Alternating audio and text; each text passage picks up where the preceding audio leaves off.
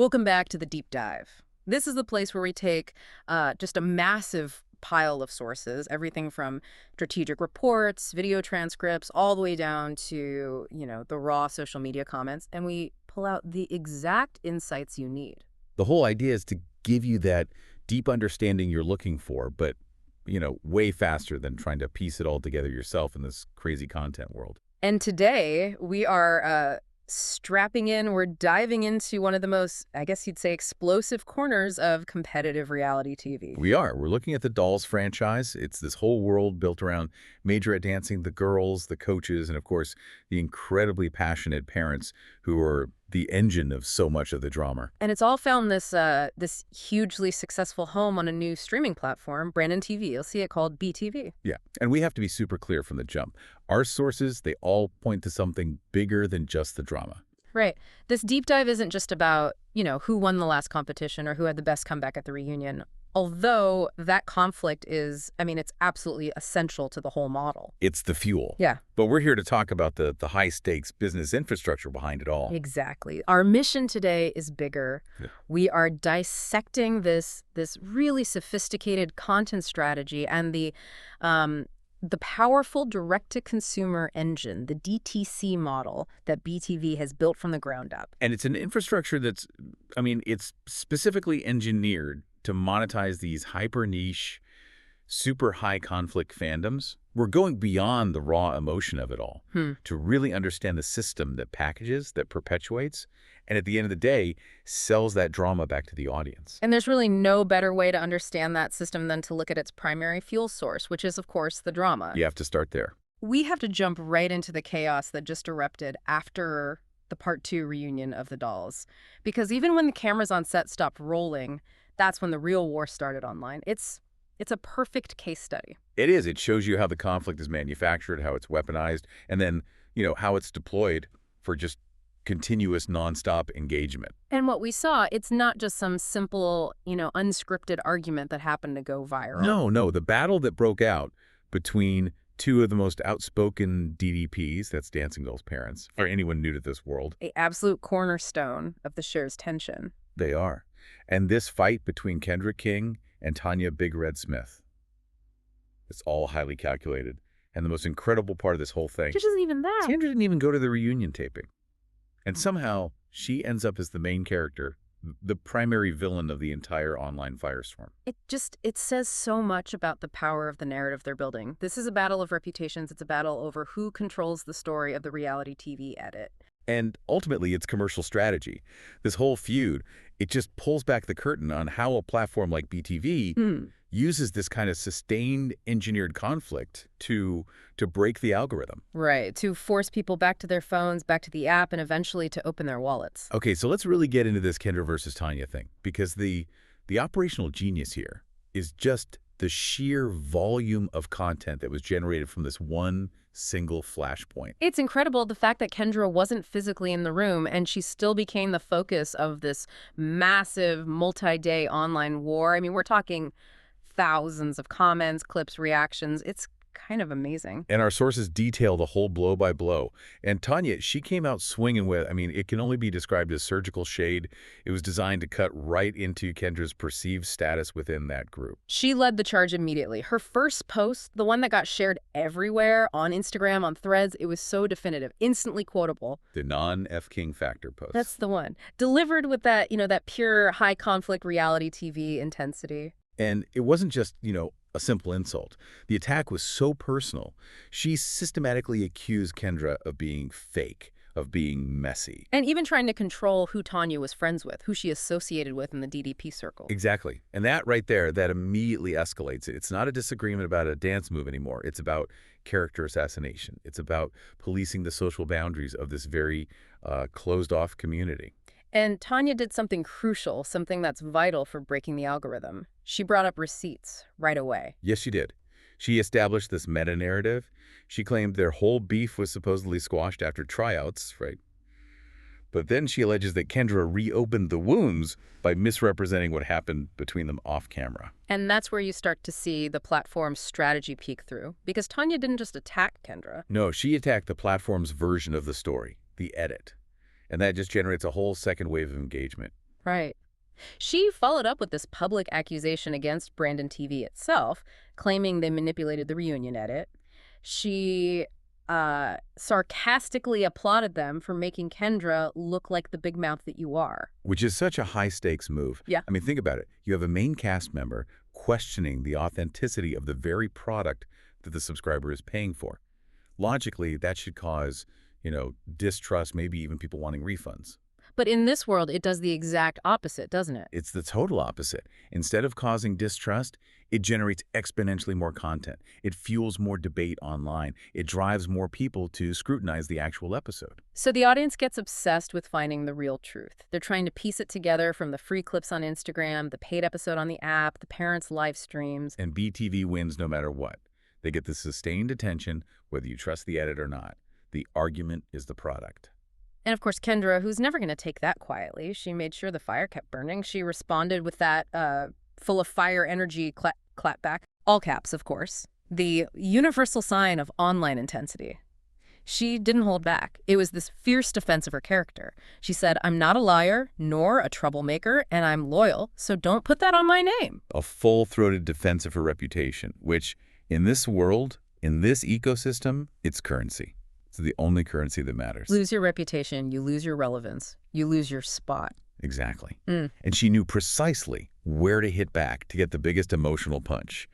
She went for the ultimate jugular in the DDP world, a line that producers know will generate just immediate, intense backlash. So she denied calling leadership names, but then she just completely flipped the script. She changed the focus from, adult squabbling. And ethical parental behavior. Okay. This is the major accusation we saw in the sources. Her big counter was that Tanya and her sidekicks had said negative things about the children. Wow. And in this environment, which is all about the dancers' futures, the HBCU goal, the discipline, their careers, that is probably the single most damaging thing you can accuse another parent of. It fundamentally questions their integrity. It suggests they're undermining the very kids the show is supposed to be celebrating. It raises the stakes to a whole new level. It's not petty squabbles anymore. It's about fundamental ethics regarding minors. And Kendra didn't stop there, did she? She also hinted that Tanya had apologized at tryouts for their old issues. But conveniently left that little detail out of her social media rant to save face. And that, right there, that sends the audience scrambling back to the source material, or at least the social media feeds, to try and verify who's telling the truth. Generating those precious, trackable clicks. And that battle, the one over selective memory and who has the receipts, that's what drives this kind of, long-tail engagement.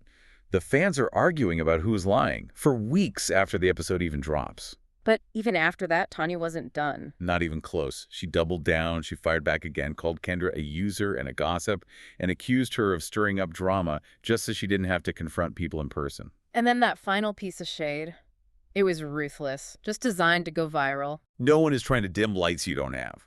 Ouch. I mean, that is a direct hit on Kendra's relevance, her standing in the whole franchise. It's a public declaration that she's insignificant. It's a line designed to be a meme, to be quoted, to be discussed all the way until next season starts. And this is where the BTV production strategy gets really fascinating because it reveals the role of the ultimate power player in all of this. Coach Diana Williams. Exactly. She's the gatekeeper, the founder, the emotional core of the team. And her actions or inactions create this strategic ambiguity that just keeps the friction going indefinitely. Let's talk about that, because this is where the platform deliberately perpetuates the conflict instead of trying to solve it. It's a genius move for content. So on one hand, you have Coach D on the reunion, on camera, stating very clearly that Kendra doesn't lie. Which is a massive public endorsement of Kendra's integrity. I mean, it comes from the founder of DD4L. If the coach says you don't lie, that should be it, right? That should shut down Tanya's whole narrative and end the fight. It should be the final word, the producer's message, essentially. But then we get the counterfact. The subtle little action that guarantees the drama stays alive. Diana was later seen liking Tanya's social media post, the very post that was dragging Kendra. So she effectively endorsed the attack that she had publicly refuted on television moments before. That is calculated unpredictability, and it's the key to BTV's whole business model, their whole algorithm-breaking philosophy. Exactly. If Coach D was 100% on one side, if she said Kendra was a liar, or if she fully condemned Tanya, the conflict would just resolve. Right. The losing parent would lose credibility and just sort of fade away. But by publicly backing Kendra's integrity while at the same time giving this subtle private social media nod to Tanya's attacks. hmm Diana keeps everyone relevant. She keeps herself at the center because everyone is watching her next move, and she guarantees that intense friction between the cast members just keeps on burning. The audience and the cast are just perpetually uncertain. They don't know who is really in favor with the coach. And that uncertainty, that ambiguity, it ensures the drama fuels the show's engagement long, long after the cameras are off. It turns being a fan into a full-time job of social media forensics. It's a profoundly cynical strategy, but you can't deny how smart it is from a business perspective. They're essentially getting the talent to create their own viral marketing content for free, 24/7 across every platform, just by relying on their internal manipulated conflicts. But the conflict isn't just external with the parents. The sources show the show's format itself forces these really emotional, strategic dilemmas on the dancers, too. Absolutely. The internal conflict is essential. It layers morality and loyalty on top of just pure performance, forcing the dancers and the viewers to question what DD4L actually values most. We have to talk about the example of Alea Baker, one of the dancers being tested by coach Shannon Williams. Alea, as captain, was put in this devastating, almost impossible position during a sink or swim challenge.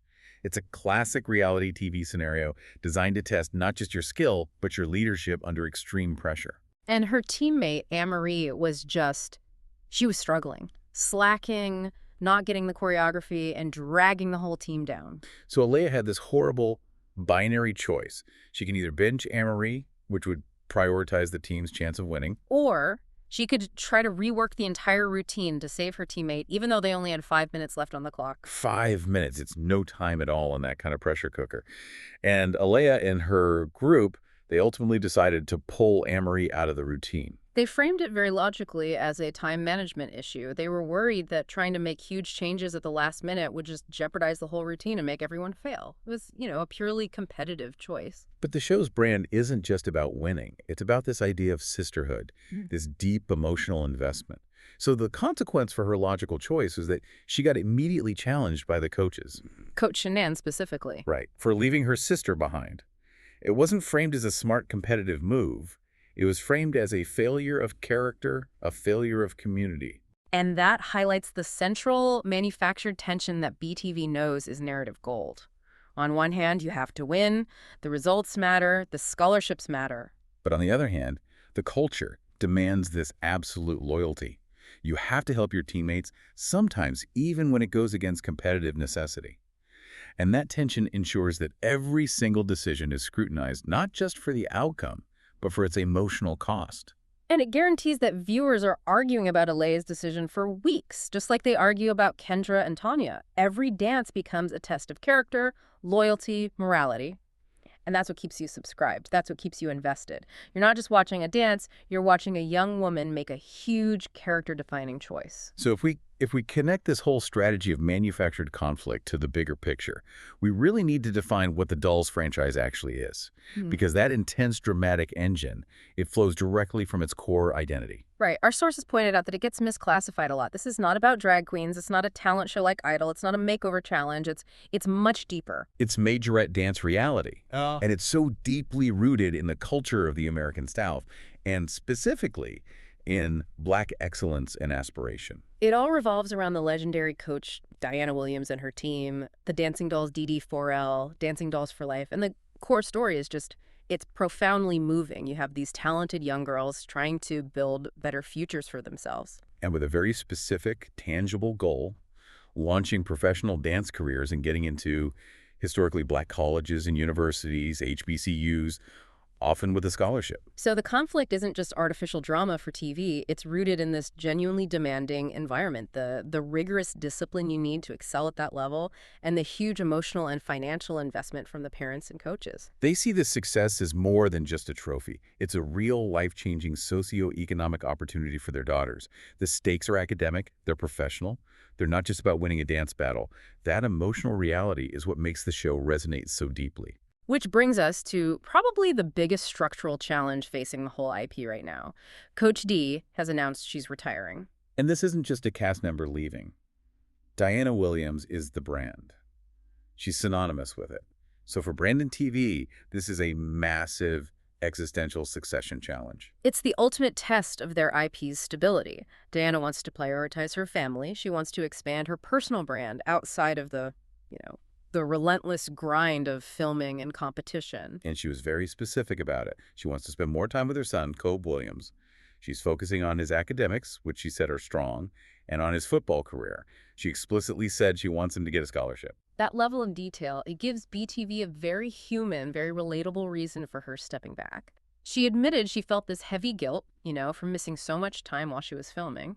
And being around everybody else's kids, as she put it. She felt a lot of guilt over the time she sacrificed with her own family. And she gave them the perfect narrative hook with that one declaration. Kobe's turn? Kobe's turn. It gives BTV a clear story, but the operational problem is still there. They have to manage the succession perfectly.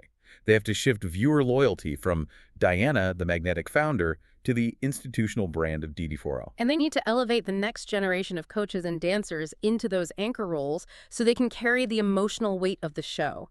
If they mess this up, the whole franchise could just collapse from subscriber churn. And it's clear BTV has a very specific, vertically integrated content ecosystem that is designed precisely to mitigate that risk. They are franchising the loyalty across a bunch of interconnected shows. If you map out their whole content universe, you can see they're aggressively trying to maximize viewing hours. They want to make sure there is absolutely no gap in content that would tempt a subscriber to cancel. Behavioral lock-in strategy. So let's start with the foundation, the flagship series. The Dolls. Season 1 had a huge library, 23 episodes. That's the main subscriber acquisition vehicle, the SAV. It's the hook that gets you to sign up. And we already know, Season 2 is confirmed for November 2025. Which cements its status as the anchor. It requires you to keep that subscription active. Then you've got the key retention tool, the Legacy extension, which is a show called Encore. Right. It's another 24 episodes, Yeah. And it's pure fan service and historical context.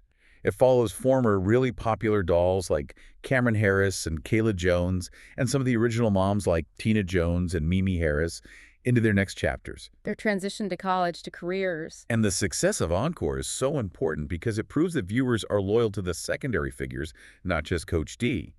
And that's vital for a smooth transition. If the fans care this much about the supporting cast's journey, they're way less likely to leave when Diana steps back. It's a smart investment in nostalgia, but they're also future-proofing with their pipeline development plan. The Dolls. Mini Majorette. Exactly. This is their proactive strategy. It's a 4-episode spinoff that focuses on the youngest team members, the minis and babies. So by giving them their own spotlight now, BTV is proactively elevating their profiles. They're guaranteeing that these younger dancers and their moms will have a bigger, more established role in Season 2. They're cultivating the stars of tomorrow, today. And finally, there's the emotional bridge, the Diana 3-part reunion special. And this isn't just filler content to stretch the runtime. It's a dedicated narrative device. It's there to manage the emotional transition of the IP's biggest star. It gives that context and payoff for longtime viewers. Diana and other key figures like Tina Jones and Selena Johnson, they sit down and they unpack the emotional trauma, the pressure of the last 10 years in the spotlight. In that special, it sets the whole emotional tone for what comes next. It provides the justification for Coach D's decision, making the transition feel earned and human, not, abrupt or just dictated by the network. So this whole multi-series approach, with over 54 episodes and specials, it creates this critical behavioral lock-in. If you want to understand the whole interconnected DD4L universe, you simply have to subscribe and stay subscribed. That's how you fight churn. So now we can shift from the high-stakes emotional world of the dance floor to the macro strategy behind BTV's success.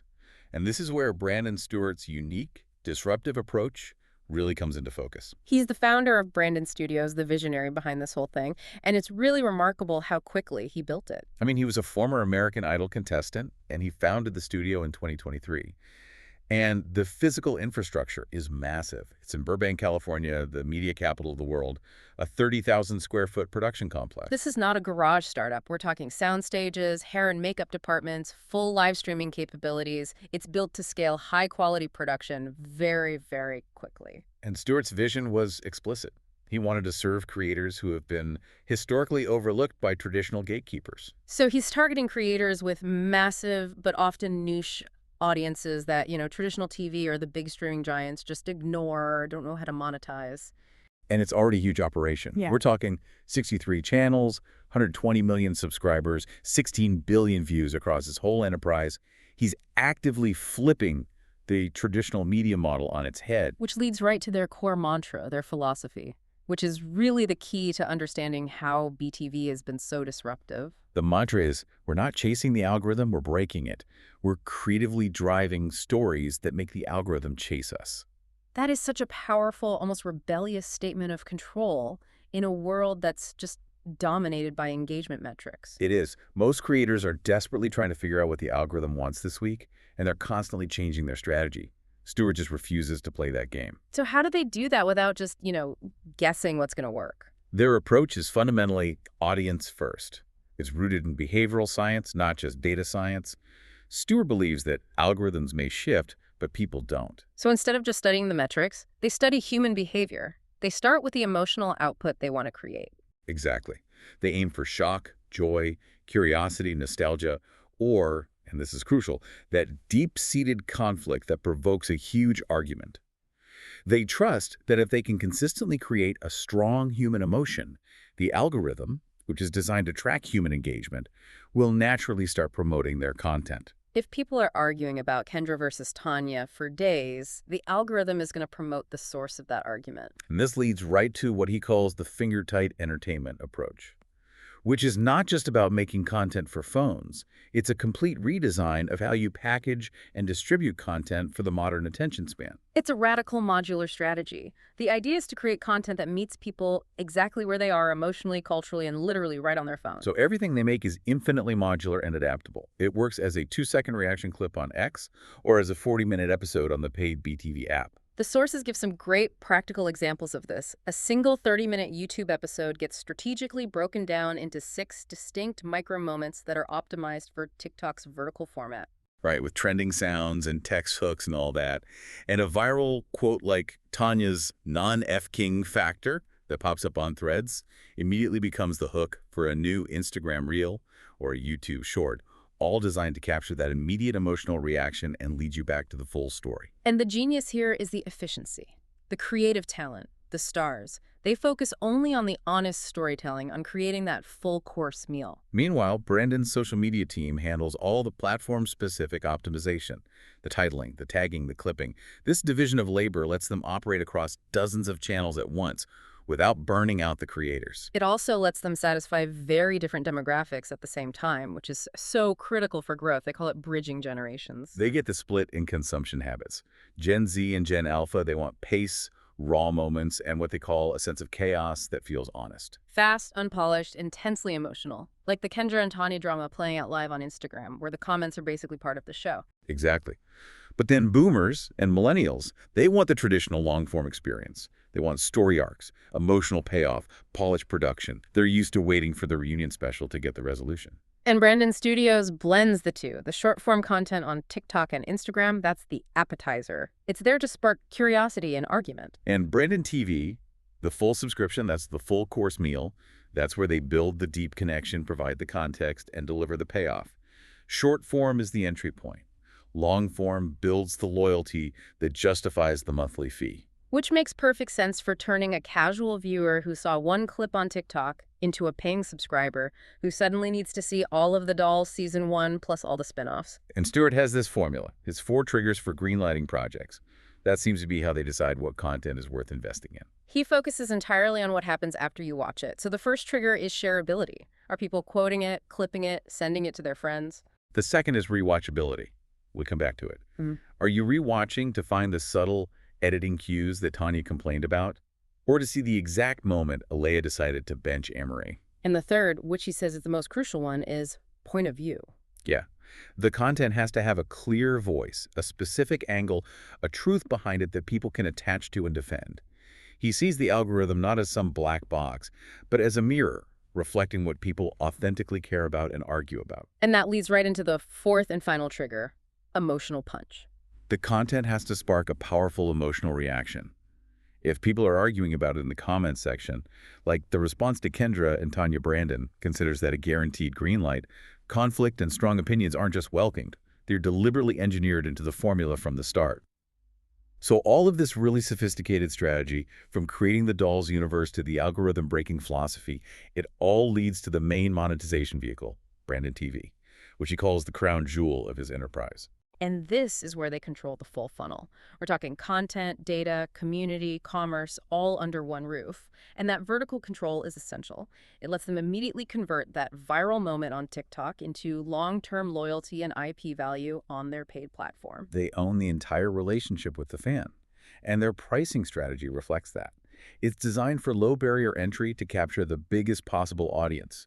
The monthly cost is very affordable, just $5.99. That $5.99 price point feels very strategic. It's way below Netflix or HBO Max. It suggests they're targeting that budget slot for your niche obsessions. They're betting that their hyper-specific content is essential enough to justify that cost, even if you're already paying for 3 other streaming services. And they really push the annual model, which is key for reducing churn. The annual cost is $49.99, which is a pretty steep discount, about 26% off. It's designed to make BTV a no-brainer for that dedicated DDP fan. Right. And their competitive strategy here isn't to replace Netflix. It's to position themselves as an essential, affordable secondary subscription for these niche interests like Majorette dance that are just totally underserved by the bigger platforms. They also have a really shrewd strategy for minimizing their customer acquisition cost, their CAC. They leverage legacy stars. They build shows around iconic reality stars who already have these huge, established cult-like fan bases that they can just direct straight to the paid app without spending a fortune on marketing. Diana Williams is the perfect example with the dolls. She brings her decade-long fan base with her. But they also have the equally controversial Abby Lee Miller from Madhouse. Right, the competition show where she has young adult dancers live with her. These established names bring their entire audience with them, so the marketing is just baked into the celebrity's brand already. And while it's heavily focused on reality, the platform is showing signs of portfolio diversification, which they need for stability. You can't survive on dance reality alone forever. So beyond the 2 dance franchises, they have Summer Lane Drive, which is a scripted 1990s murder mystery. And After Forever, which is an Emmy-winning series about a gay man dealing with a failed marriage. Including an Emmy winner suggests they're deliberately aiming for some prestige, for critical acclaim, to broaden their image beyond just high-drama reality. And this is a big but. Despite all the creative genius and the smart strategy, our sources highlight some critical operational friction. Issues that really threaten the platform's core value and pose a huge retention risk. This is the operational heat that Brandon Stewart warned creators about. And the most immediate threat is technical access issues. User reviews from as recently as March 2025 were still showing people having trouble with just basic functionality, like registering and signing into this app. And think about that point of friction. If a fan is excited enough about the Kendra versus Tanya drama to finally subscribe, but they can't even log in or register, they're gone. They'll just abandon the whole thing and probably never come back. That seamless onboarding is just non-negotiable for this kind of low-cost, high-volume model. Every failed login is lost revenue. then you've got serious billing and security concerns that actively cause people to cancel. One user review mentioned not being billed through the normal app store, and, even worse, not being able to access their credit card info to delete it from the platform. The user said they felt nothing about the app was secure or professional. And in the subscription world, security anxiety is a fast track to cancellation and really damaging word of mouth. Trust is so fragile in the DTC world. And then even for the users who do get in, there are serious production quality deficiencies that devalue the whole offering. Paid subscribers complained about pacing issues, specifically too many repeat flashbacks being used over and over in a single episode. Which leads to this perception of padding. Some users actually did the math and said if you took out all the repeated flashbacks, the 20-episode seasons would shrink down to just 10 episodes of 30 minutes. That implies that the content is being intentionally stretched, which just diminishes the perceived value of what you're paying for. And what really undermines the whole premium offering, Brandon's full-course meal analogy, is the perceived devaluation of the paid content itself. Some users said the clips they watched for free on Instagram actually seemed longer or better edited than what was on the paid BTV app. And that's a killer. If the free appetizer is better than the paid meal, the entire business model just crumbles. Why pay $5.99 if the free stuff is higher quality? Finally, we saw clear evidence of churn from release issues. A user canceled in September 2025 because the promised Season 2 release date for the dolls was just missed, with no communication. Failure to meet your own deadlines, especially for your flagship show, is a direct cause of voluntary churn. It seems like BTV has perfected the creative fire, generating the drama and building the IP. But they're struggling to manage the operational heat, the logistics, the tech, the security, the quality control. The infrastructure is shaking even if the content itself is gold. Hashtag outro outro. So what does all this mean for the future of this kind of niche reality streaming? Well, this deep dive shows that Brandon TV is, fundamentally, very successful at monetizing these hyper-niche fandoms. They create a deep, integrated content universe around properties like The And Dolls. they use legacy stars and these strategic spin-off like Encore and Mini Majorette to create that behavioral lock-in to mitigate churn, especially during a huge transition like Coach D's retirement. That's the undeniable creative success story. It completely validates Brandon Stewart's whole algorithm-breaking philosophy. However, their long-term viability, it faces some significant, maybe even crippling risks from these operational failures. The technical friction, the security concerns that just erode user trust. And there's still the ongoing challenge of transitioning the IP away from its founding personality, Diana Williams, without losing that volatile, authentic conflict that drives the whole engine. Brandon Stewart's own advice to creators, ironically, it just perfectly summarizes the challenge for his own company right now. He said, "Creativity will always be your fire, but if you don't have a system to manage the heat, you'll burn out fast." So BTV has to trust their creative instincts, focus on that strong point of view, but they also have to execute with flawless operational excellence immediately to fix these customer service and security problems before that trust is broken for good. Which leads us to our final provocative thought for you to consider, based on everything we looked at today. Brandon TV strategically relies on these internal celebrity feuds, on production ambiguity like Coach D liking Tanya's post while defending Kendra to maintain subscriber loyalty and break the algorithm. This manufactured and amplified drama is then distributed and consumed across social media globally. So the question we want to leave you with is this. What level of responsibility do we, the viewers, hold in sustaining that conflict? The drama, the shade, the personal attacks. What's our role when we actively engage with it and share it? If the algorithm really is just a mirror reflecting human emotion and engagement, are we in a way paying for and actively reinforcing the very conflicts that keep this highly successful and emotionally exhausting business engine running? Something potent to mull over next time you click on that social media quip or think about subscribing to a platform built on controlled chaos.